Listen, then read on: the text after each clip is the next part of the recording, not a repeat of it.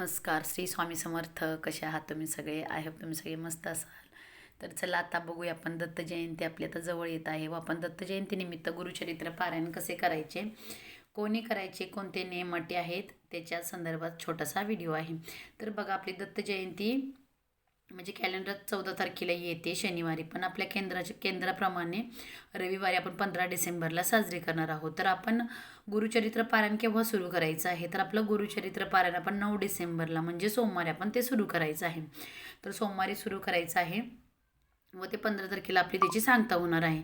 तर बघा, आपण 9 डिसेंबरला गुरुचरित्र पारायण कसे करायचं आहे, म्हणजे त्याचं नियम अटी काय आहेत. तर आपण बघा, पहिल्या दिवशी म्हणजे आपलं सोमवारी आपण गुरुचरित्र सुरू करणार आहोत. तर आपण रविवारी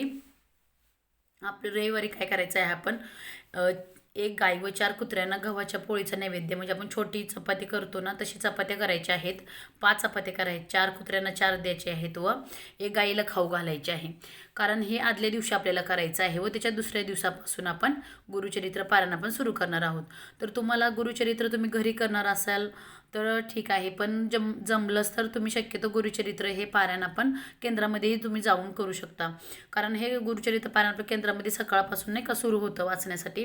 आणि महिला लोक करत असतील तर, कारण घरामध्ये मुलांची स्कूल असते किंवा आपल्या नाही का असं सगळं घरातलं कामावरून आपलं केंद्र दूर असेल तर जाणं वगैरे शक्य नसेल, तर तुम्ही घरी गुरुचरित्र पारायण करू शकता. तर आपलं गुरुचरित्र ह्या वर्षीचं आपण नाही का दत्त जयंतीनिमित्त गुरुचरित्र करणार आहोत, ते आपलं 9 डिसेंबरला सुरू होते व आपलं रविवारी आपण सोमवारी होते आपलं गुरुचरित्र सुरू. तर आपण रविवारी हे करायचं आहे, 4 कुत्र्यांना 4 छोटे छोटे चपाती असते ते द्यायचे आहे व एक गाईला द्यायची आहे. तर बघा, कुत्री तर तुम्हाला भेटून जातील. जर गाईचं असेल, म्हणजे गाई तुमच्याकडे जवळपास नसेल, तर तुम्ही तो नैवेद्य नाही का एखाद्या झाडाखाली वगैरे ठेवा, नाही का म्हणजे कोणतंही नाही का प्राणी वगैरे खाऊन जाईल, पक्षी वगैरे. तर नाही का ज्यांच्याकडे जवळ असेल तर त्यांनी नक्कीच गाईला जाऊन तो घास द्यायचा आहे. व गुरुचरित्र वाचण्यापूर्वी आपण काय करायचं आहे, तर त्याची मांडणी वगैरे करायचं आहे. तो व्हिडिओ मी नंतर टाकणारच आहे. तर मांडणी वगैरे करायची आहे. तुमच्याकडे दत्त महाराजांचा फोटो वगैरे असेल किंवा स्वामी महाराजांचा फोटो असेल तर तो फोटो एका चौरंगावर मांडायचा आहे. त्याच्यानंतर त्याच्या पुढे कलश स्थापना वगैरे करायची आहे. स्वामींची मूर्ती असेल तर तेही ठेवायची आहे. त्याच्यानंतर एका चौरंगावरती तुम्ही नाही का गुरुचरित्राला नाही का पिवळे किंवा केशरी ब्लाऊज पीस वगैरे वस्त्र असतं ते ठेवायचं आहे. त्याच्यावरती आपण गुरुचरित्र ठेवायचं आहे. हे गुरुचरित्र आपण ठेवल्यानंतर नाही का फोटोकडे किंवा आपलं तोंड पूर्वेकडे किंवा उत्तरेकडे व्हावं असं आपण गुरुचरित्र ठेवायचं आहे व आपण ही पोथी वाचायला घ्यायची आहे. तर पहिलं वाचताना आपण काय करायचं आहे, तर पहिलं आपण गायत्री मंत्राची एक माळ जप करायची आहे. त्याच्यानंतर आपण स्वामी समर्थ महाराजांच्या मंत्राची एक माळ जप करायची आहे. त्याच्यानंतर आपण गणपती अथर्व शीर्ष हे वाचण्यानंतर आपण अध्यायाला सुरुवात करायची. बघा, हे वाचण्याचे नियम काय आहेत, तर हे आपण शक्यतो पहाटे म्हणजे सकाळी 3 ते 4च्या दरम्यान वाचलं तर सर्वोत्तम आहे. त्याच्यानंतर तुम्हाला नाही का तेव्हा सकाळी एवढे नाही वेळेवर जमला तर तुम्ही 12च्या आतमध्ये केव्हाही वाचू शकता. 12 ते 12:30 ही दत्त महाराजांच्या भिक्षेची वेळ असल्यामुळे त्यावेळेस पारायण वाचणे आपण बंद ठेवायचं आहे. तर या कालावधीमध्ये आपण वाचायचं नाही. सकाळी तुम्ही नाही का जमल्यास तर 12च्या आतमध्ये वाचायला घ्यायचं आहे. तर याच्यामध्ये काय नियम अटी आहे, तर गुरुचरित्र वाचण्याच्या कालावधीमध्ये पराण्य वर्ज आहे. म्हणजे तुम्ही बाहेरचं कोणाचंही हातचं खायचं नाही. आपल्या आईच्या पत्नीच्या बहिणीच्या हातचं खाऊ शकता. बहीण म्हणजे लग्न झालेले असेल तर तिच्या हातचं नाही, पण लग्न नसेल झालेलं तुमच्या घरी असेल तर तिचं तुम्ही खाऊ शकता.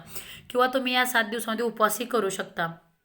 तर आपण काय करायचं आहे, या दिवसामध्ये एकच धान्य खायचं आहे. म्हणजे तुम्ही जर एकच धान्य म्हणजे चपाती खाणार असाल, पहिल्या दिवशी जर तुम्ही चपाती खाणार असाल तर तुम्ही 7 दिवस चपातीच खायची आहे. तर एकच धान्य खायचं आहे. परत कडधान्य खायचे नाही आहेत, कोणत्याही डाळी वगैरे खायच्या नाही आहेत. तर तुम्ही भाजीमध्ये म्हणजे आपण तिखट खायचं नाही आहे. कांदा लसूण वर्ज आहे, मांसाहार हा वर्ज आहे. गवारी नंतर वांग वगैरे खायचंच नाही आहे. आणि आपण भाजीमध्ये जो काळा मसाला वापरतो, कारण काळ्या मसाल्यामध्ये आपण नाही का लसूण कांदा वगैरे वापरलेला असतो, त्यामुळे तेही आपण खायचं नाही आहे. तुम्हाला जमलंच तर तुम्ही नुसती नाही की हिरवी मिरची वगैरे घालून खाऊ शकता. आणि उपवास जर असेल आपला, त्याच्यामध्ये आपले उपवासही राहतात नाही का, लक्ष्मीव्रताचे वगैरे उपवास येतील त्यामध्ये तर तुम्ही उपवासामध्ये साबूही खाऊ शकता. त्यामध्ये शेंगदाणे तुम्हाला नाही का जमत असल्या ॲसिडिटी वगैरे होत असेल तर नका खाऊ, किंवा तुम्ही असंच हे साबुदाणा खाऊ शकता. त्याच्यामध्ये रताळी खाऊ शकता, तुम्ही दूध केळी खाऊ शकता. ह्या गोष्टी आपण खाल्ल्या तरी चालतील. तर हे पारायण आपण असे या प्रकारे आपण करायचे आहे. तरी काही साध्या नियमाटी आहेत, काही जास्त काही नाही आहे. तर बघा, गुरुचरित्र वाचण्याच्या म्हणजे कालावधीमध्ये जर आपल्या घरामध्ये ब्रह्मचर्य तर पाळायचीच आहे. पुरुषांनी दाढी वगैरे वाढवू नये. आणि ह्या सगळ्या माहिती आपल्याला गुरुचरित्र पारायणामध्ये पहिल्या पेजवर दिलेली आहे, तरीही मी तुम्हाला सांगते आहे. तर पुरुषांनी दाढी वगैरे वाढवू नये. स्वतःच्या हाताने केली तरी चालेल. चमड्याच्या ऐवजी तुम्ही रबरच्या प्लास्टिकची चप्पल वापरू शकता. फक्त चमड्याची चप्पल आपण वापरायची नाही. किंवा एखाद्याच्या घरी नाही का म्हणजे असं कोण आपलं वारलं वगैरे असेल तर तिकडं जायचं नाही आहे. किंवा तिथं गेलं तर त्या घरचं आपण खायचं नाही आहे. आणि तुमचं गुरुचरित्र नाही का आपल्या असं ऐनवेळी नाही का असं तुम्ही अर्ध्यावरती सोडू नका. घरातलं जवळचं कोण असेल तर तुम्ही दुसऱ्याकडून हे पारायण तुम्ही पूर्ण करून घ्यायचं आहे. नंतर घरामध्ये काही मासिक धर्म वगैरे असेल जर तुम्ही ते गुरुचरित्र नाही का असं शक्यतो सगळं गोष्टी पाळायच्या आहेत. वेळोवेळी गोमंत्रण वगैरे शिंपडून घ्यायचं आहे. तर ह्या सगळ्या नियमाटी आहेत या आपण पाळायच्याच आहेत. आणि आपण गुरुचरित्र जर तुम्ही करणार असाल तर तुम्ही शक्यतो गादीवर झोपायचं नाही आहे. म्हणजे बेडवर म्हणजे गादी असेल तर तुम्ही गादी काढून तुम्ही त्या बेडवरती नाही का चटई वगैरे टाकूनही झोपू शकता. गादीवरती तुम्ही 7 दिवस झोपायचं नाही. दिवसाचंही बसताना तुम्ही गादीवर बसू नका किंवा सोफ्यावरती बसू नका. जमल तशी नाही का तुम्ही खुर्चीवरती वगैरे बसून करा. आणि गुरुचरित्र पारायण शक्यतो एका बैठकीमध्ये म्हणजे तुम्ही जेवढे अध्याय आपण पहिल्या दिवशी जे वाचणार आहे तुम्ही एका बैठकीमध्येच करा. तुम्हाला जमत असेल तर नक्कीच करा. पण नाही का नसेल जमत तर तुम्ही नाही का थोडं हे घेऊन वाचलं तरी चालेल. असं काही नाही आहे. कोणतीही सेवा आपण मनापासून करायची आहे. काय आपल्याला नाही का तुम्ही हे नेम मोडला म्हणून दत्त महाराज काय मारणार वगैरे नाहीत. तर फक्त आपण एखादी मनापासून श्रद्धा ठेवून जे गोष्टी करत असतो ना त्या देवापर्यंत आपल्याला पोचत असतात. तर आपण गुरुचरित्र जे पारायण करणार आहे जे आपण पूजा मांडणी करणार आहे तर आपण त्या पोतीला वगैरे नैवेद्य कोणता दाखवायचा आहे. जो नैवेद्य आपण जे खाणार आहे म्हणजे तुम्ही कोणती भाजी चपाती जे खाणार आहे तोच नैवेद्य तुम्ही दाखवायचा आहे. नंतर तो दाखवल्यानंतर एक 10 मिनटं 10-15 मिनटं तिथं ठेवा. आणि जो कोणी जे वाचते पोती वाचते त्यांनीच तो नैवेद्य खाल्ला तरी चालेल. कारण तो नैवेद्य ठेवायचा त्याच्यानंतर आपणही तो ग्रहण केला तरी चालेल. जे तुम्ही खाल तेच आपण नैवेद्य म्हणून दाखवायचं आहे. व आपण रोज आरती करायची आहे सकाळ संध्याकाळ. आणि झोपण्याच्या आधी आपण विष्णू सहस्रनाम वाचायचं आहे. तर ह्या सगळ्या गोष्टी आपण गुरुचरित्र पारायण करताना करायचं आहे. तर गुरुचरित्र पारायण करताना कसं वाचायचं आहे म्हणजे किती अध्याय एका दिवसाचे वाचायचे आहेत. तर बघा पहिला दिवस आपण 1 ते 9 अध्याय वाचायचे आहेत. दुसऱ्या दिवशी 10 ते 21, तिसऱ्या दिवशी 22 ते 29, चौथ्या दिवशी आपण 30 ते 35 वाचायचे आहेत. 5व्या दिवशी 36 ते 38, 6व्या दिवशी 29 ते 43, 7व्या दिवशी 44 ते 53. म्हणजे आपल्या हा 7व्या दिवशी आपल्या ग्रंथाची समाप्ती येते. तर हा आपला लास्टचा दिवस आहे. हा गुरुचरित्र सप्ताह 7 दिवसाचे एक पारायण या पद्धतीने आपण करायचे आहे. 21 दिवसात आपले 3 पारायण किंवा 49 दिवसात आपले 7 पारायण देखील करायचे असेल तर तुम्हाला होऊ शकतात. पण आपला आत्ता फक्त दत्त जयंतीनिमित्त आपण 7 दिवसाचं आपण एक पारायण करत आहोत. तर तुम्ही रोजही नाही का म्हणजे तुम्हाला जर करायचं श्रावण महिन्यामध्ये किंवा तुम्ही नाही का आधीमध्येही जर असे करत असाल नेम तर तुम्ही हे करू शकता. तर बघा तर गुरुचरित्र कालावधीमध्ये आपण कोणत्याही नित्यसेवेमध्ये खंड पडून द्यायचं नाही. म्हणजे आपण आता बघा आपण 21 दिवसात सेवा घेतलेल्या आहेत स्वामी चरित्र सारामृत नाही का. कोणी किती पारायण करणार आहे 7 करणार आहे 3 करणार आहेत किंवा तुम्ही याची नाही का आपण 11 माळी जपाची घेतली आहे कोणी सेवा. त्याच्यानंतर आपण तारक मंत्राची सेवा घेतली आहे.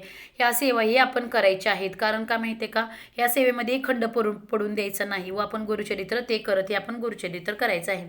तसेच या ह्याच्यामध्ये आपण नाही का खाताना आपण गाईलाही नैवेद्य दाखवू शकता तुम्ही त्या दिवशी. तर नक्की तुम्ही ह्या गोष्टी करा. तर आपण बघा सांगतेच्या दिवशी सकाळी 10:30 ते दरम्यान श्री दत्त महाराज परत कुलदेविता श्री स्वामी समर्थ महाराज आणि गुरुचरित्र पारायण जे आहे त्याच्याकरता आपण असे नैवेद्य बनवायचे आहे. व एक गाईसाठीही बनवायचं आहे व एक गाईला खाऊ घालायचं आहे. एक दत्त महाराजांजवळ ठेवायचं आहे. एक कुलदेवतीजवळ ठेवायचं आहे. एक श्री स्वामी समर्थ महाराजांच्या मूर्तीजवळ किंवा तुमच्याजवळ फोटो असेल तर फोटोपाशी ठेवायचं आहे. आणि एक आपला ग्रंथाच्या तिथं बाजूला ठेवायचं आहे. असे नैवेद्य आपण ठेवल्यानंतरच आपण आपल्या या ग्रंथाची आपण समाप्ती करायची आहे. तर याप्रमाणे आपण करायचं आहे. तर तुम्ही जर गुरुचरित्र असं करत असाल म्हणजे आपण असं नाही का नित्य याच्यामध्ये तर तुम्ही 3 दिवसीय वाचू नये. गुरुचरित्र हे 3 दिवसीय वाचू नये किंवा 1 दिवसीय पारायण फक्त दत्तधाम व राष्ट्रीय सेवेमध्येच केले जाते. वैयक्तिक पारायण हे आपण 7 दिवसाचेच करत असतो. तर नक्की हे तुम्ही ह्या वर्षीपासून नाही का नवीन असाल ह्या वर्षीपासून करत असाल तर तुम्ही नक्की गुरुचरित्र पारायण करा. जमलं तर तुम्ही केंद्रामध्ये जाऊन करा. आणि ज्यांना नसेल जमत तर तुम्ही घरामध्येही केलं तरी चालेल, पण नक्की करा. आणि ज्यांच्याकडं गुरुचरित्र पारायणाची पोथीही नसेल तर तुम्ही नक्की केंद्रामध्ये जाऊन घ्या. तुम्हाला हे आपले नाही का दिंडोरी प्रणीत गुरुचरित्र पारायण करण्यासाठी आपल्याला हे गुरुचरित्र भेटणार आहे. तर तुम्ही तिथं जाऊन तुम्ही नक्की घेऊ शकता, जवळ तुमच्या केंद्रात असेल तर. तर नक्की तुम्ही ह्या गुरुचरित्र पारायणाची सेवा करा. तर तुम्हाला व्हिडिओ आवडला तर नक्की लाईक करा, शेअर करा. चॅनलवर नवीन असेल तर चॅनलला सबस्क्राईब करा विसरू नका. धन्यवाद.